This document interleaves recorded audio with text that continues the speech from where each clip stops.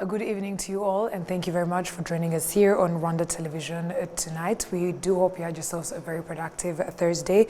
Now here's a sneak peek of our edition tonight. The RPF-led coalition presidential candidate Paul Kagame on June 27th campaigned from Nyamagabe and Huye districts. Green Party presidential candidate Frank Habineza campaigned in Nyanza district in the southern province, while independent candidate Philippe Maimana carried on his campaign rally from Gorero and Muhanga districts.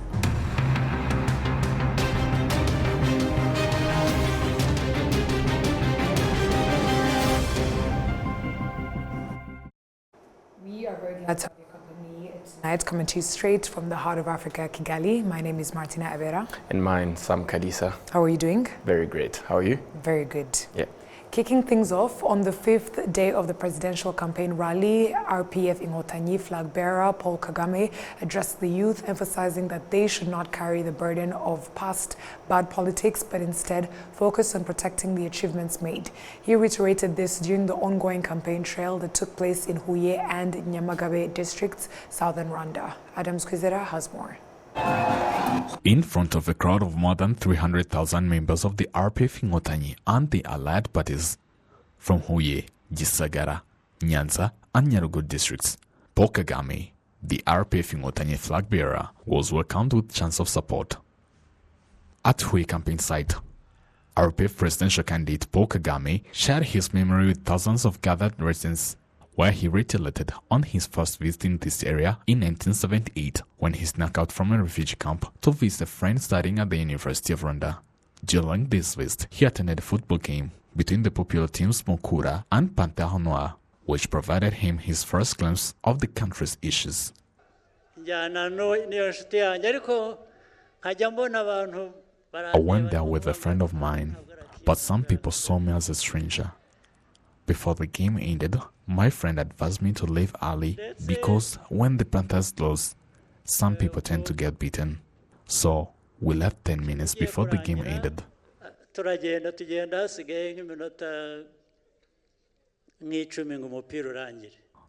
RPF Inkotanyi flag bearer Paul Kagame noted that the era of exile and visionism has come to an end for all Rwandans.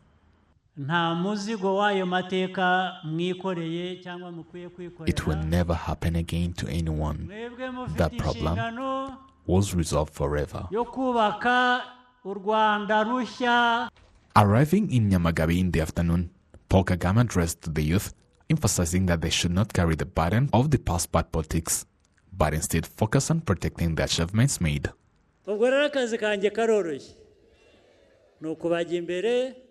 You no longer need to carry the burden of the past history. Instead, leave it behind. You have the responsibility of building a new Rwanda with unity, development, security, and other positive advancements suited for today's era.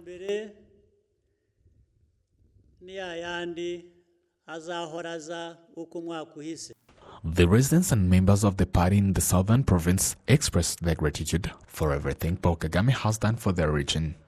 They affirmed that on July 15th, they will demonstrate their pride and support for him once more.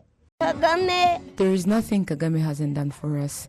He provided funds to needy people, and they still receive that support. He also moved us away from grass-thatched houses. In the past, no woman was eligible to be a leader, but now we hold leadership positions. On the other hand, the incumbent president expressed his condolences for the lives lost in an accident that took place on Thursday morning as hundreds of people were traveling to the campaign site in Huye district. An accident that took lives of 4 people.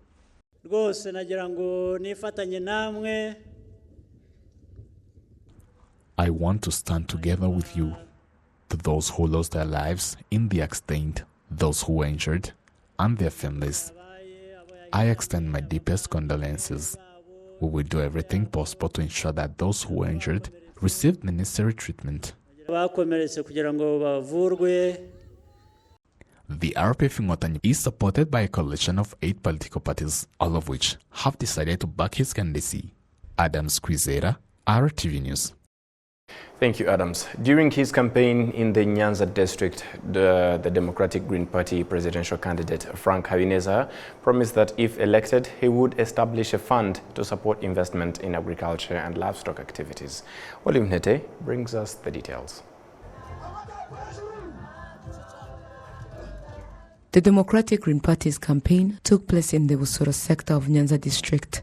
It was attended by presidential candidate Frank Habineza, his wife, and the parliamentary candidates.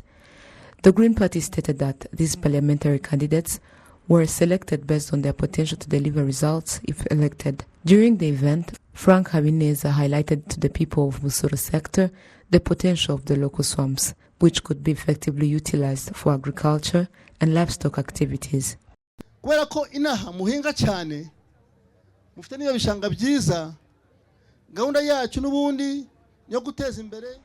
Because many of you are engaged in agricultural activities and have access to productive swamps, our program to promote agriculture and livestock will be highly beneficial. We plan to establish the Rwanda Agriculture Development Fund, which will support those that need investment in those activities. This fund will provide investment at such lower interest rates compared to banks, as it is not designed to operate like a financial institution, but to assist agriculture and livestock projects. If any of you wish to engage in poultry farming, pig farming, rabbit farming, or cultivate crops like rice or maize, you will be able to access support from this fund. We also appreciate your trust in the past, which helped us gain seats in the parliament. We now ask for your continued support to elect us to lead the government and to vote for many of our deputies in the upcoming parliamentary elections. Young members of the Democratic Green Party expressed pride in their candidates' plans for youth.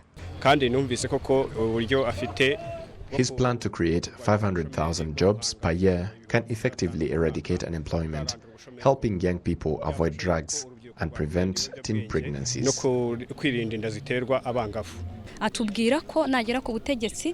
told us that if we elect him, he will help young people find employment in industries by promoting small enterprises. This will be beneficial for young people who have completed their degrees but haven't been able to find employment. Many young people are engaged in business activities, and if he reduces VAT, it will help them to grow. What I love the most in his plan regarding loans, he said he will ensure that interest rates is reduced to below 12%. Frank Habineza urged the people to avoid anything that would threaten the unity of Rwandans, emphasizing that divisions would set the country back, while unity leads to development. The Democratic Green Party's campaign in Nyanza district marks their second stop in the southern province, following their campaign in Kamonyi district. Olive Nete, RTV News. Thank you, Olive, for that report. On Wednesday, independent presidential candidate Philippe Mpayimana continued his campaign in the districts of Ngororero and Muhanga. He vowed, amongst other things, and pledged to introduce a mandatory military training for all high school graduates. We have more on this report. In the morning of Thursday, June 27, presidential candidate Philippe Mpayimana campaigned in the Kawaya Center of Ngororero district. There, he explained his manifesto, especially the article regarding media sector development and mandatory military training for all high school graduates. I would like to see a Rwanda whose young people take on military training after high school studies for at least 6 months and 1 year for university graduates. Later on, Mpayimana continued his campaign rally from Mushishiro sector in Muhanga district, where he told residents what to expect if he is elected president. I want to bring new innovations so that even a local beer manufacturer has enough knowledge to produce and package their products with high standards, to the extent it can be sold in hotels and other high-profile places. In addition, the presidential candidate highlighted plans to improve the labor market. I believe labor is the foundation of the country's development. The government should establish means for residents to secure jobs. Even after they get jobs, employees should be protected by the labor law, which would in the end determine deliverables and rewards. Employers should pay their workers on time. They should also respect working hours so that workers can get enough time to take care of their families. Philip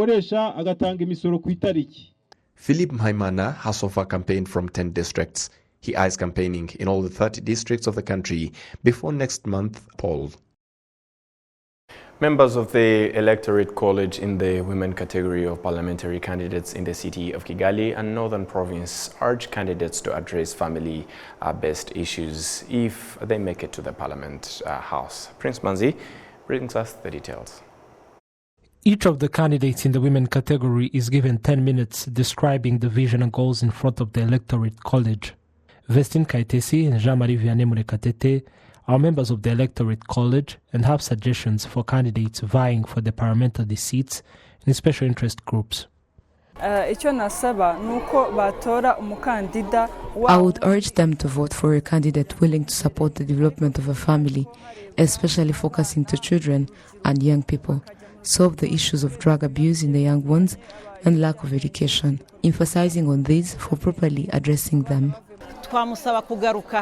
We urge those that can be voted to return in villages and address issues found there, and ensuring that the legislations address these issues.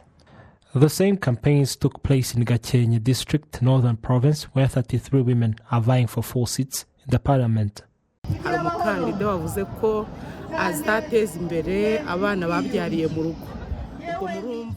There's a candidate who tackled on developing children born outside wedlock. Previously, a child born in such a way was denied, but now it's going to be history. Obviously, I'll give my voice to that one.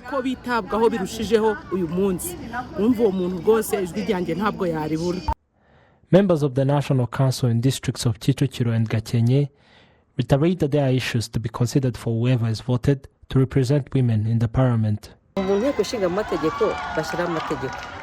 In the parliament, they provide legislations which are relevant to gender and addressing issues. We are looking forward for them to make advocacy and address issues found in families.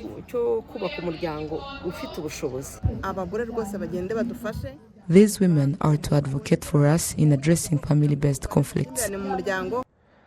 The women category of the special interest group elections account for 30% of 80 parliamentary seats, meaning that 24 women in the parliament will hold their positions through these elections. Thank you, Prince Manzi, for that report. Independent parliamentary candidate Janvier Nsengiyumva campaigned from the Western Province. He vowed to increase small-scale factories that employ many young people. We have more on this report. Thursday, independent candidate Janvier Nsengiyumva campaigned from Nyabihu district. Upon arrival, he was received by district officials. He told residents that he plans to increase small-scale factories, at least in each sector, thereby widen the employment base.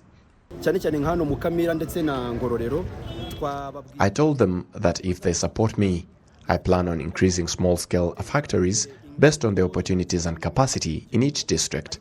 For example, here in Mukamira, milk production is high. If I make it to the parliament, I want to make sure that small-scale factories are established to employ more people. Residents reacted to his manifesto. I learned that he plans to establish training centers for the underskilled like me. I would love to be considered for that opportunity. Nsengiyumva also says his campaign activities have been going on well and he hopes to win. Campaign activities went well. The turnout in Ngororero and Nyabihu was massive. Young people attended in large numbers. So was old people. They are loving my manifesto and they promised to support me. Nsengiyumva's campaign activities will continue on June 28 in Gicumbi district. He is contesting for a parliamentary seat as the only independent candidate for the second time, after 26 others fell short of the requirements according to the National Electoral Commission. Rwanda have continued to commend the government's policy of encouraging more investment in the country by easing the investment process. Figures from the Rwanda Development Board have confirmed that investment has steadily increased over the last 30 years thanks to good investment opportunities that have been created through favorable policies and good governance. One of the first things which is very good and very helpful is how the well-laid policies are there by the Rwandan government and in ensuring the foreign companies to come and invest over here. Starting from the registration, which takes around 6 hours to complete, and also all the other related policies, especially for our line of business, which is into electric mobility, where you have a lot of provisions already there, where there is no taxes involved in the importation of electric bikes, spare parts, and also these swap stations, which are how our business works. Registration, which takes around 6 hours to complete. Rwanda is very safe and secure, and even when we have put our factory in Muhanga, even Muhanga, you can say it is a rural area, but still the place is very safe, secure. If any problem comes or anything comes, the mayor is also ready to support us. The district is ready to support us. Even the Rwandan police also. With more foreign investment coming into the country, Rwandans too have been stepping up their game to take advantage of the opportunities available. As Rwandans, we tend to act as spoiled children who think the government will do everything for us. But when we feel the pressure from foreigners, it pushes us to work harder, which is not a bad thing. I believe we must make progress from one point to another. And after all, the country cannot be closed off to foreigners. Let them come so that we can learn from each other. Economic experts agree with Jean-Marie Uitonze, pointing out that healthy competition is good for the country's economy, which is ultimately good for all Rwandans. Ibyo byose bituma umuturage arushaho kubaho no kumererwa neza iyo narebye n'amafaranga byonyine amugeraho. All of that improves the social welfare of local communities when you consider the money that flows in. In 1994, after the genocide against the Tutsi was halted, Rwanda's GDP per capita was just $112. Now we are close to $1,100. So that is an increase of almost tenfold when you consider the money that actually reaches the average person, which is something to be happy about. An increase like that in just 30 years is not something you see often anywhere around the world. Urumva ko ni ikintu cyo kwishimira kwikuba inshuro ziri hafi 10 mu gihe cy'imyaka 30 gusa ubundi ni hake biboneka. Last year, investments in Rwanda were worth $2.47 billion, a jump of 50% compared to 2022. 39.6% of all investors in the country are Rwandan nationals. 7.2% are from India, while 5.6% are from the United Arab Emirates. The Economic Policy Research Network highlighted that Rwanda's agriculture faced significant challenges exacerbated by global climate change. Research indicates the government implemented programs such as the irrigation initiatives were pivotal in creating solutions. Ketia Ineza has more on this report. A 7-year research study in Rwanda's agriculture sector revealed that maize production has been increasing by 3% annually, attributed to improvements in irrigation systems, increased accessibility to farming land, and supportive policies under Rwanda's agriculture policy. Kwizera Seth, the executive director of EPRN, highlighted that Rwanda's ambitious goals of achieving middle-income status by 2035 and becoming a high-income country by 2050. There is a Vision 2050, which is the long term, but there is also Vision 20, which is like a mid-term targets, where we want to bring our country. Of course, where we are proud of it, but we still have a long way to go. If you have seen, we want to transform our country, move it from the underdeveloped countries to reach at least the level of middle-income countries, and to reach that level, it requires like a joint efforts. It is not something which can be done by only policymakers. Yes, you can have good policies to reach that target of 2050 and reach where we want to be. So it's something, first of all, which is possible. And secondly, we have what we need in terms of infrastructure. What we need is to see how every and each person can play the role if it is a research institution. Mutawazi Ejid, the crop production and market analyst of Minagri, emphasized that climate change is a challenge typically addressed through investments. He noted that Rwandan government has dedicated significant effort to assessing and implementing solutions to combat this issue. During the A crop season of 2024, Rwanda's agriculture sector showed notable improvement, achieving a 7% growth rate in food crop production. Maize production surged by 30%, while beans production saw an 18% increase. Inez Oketia, RTV News.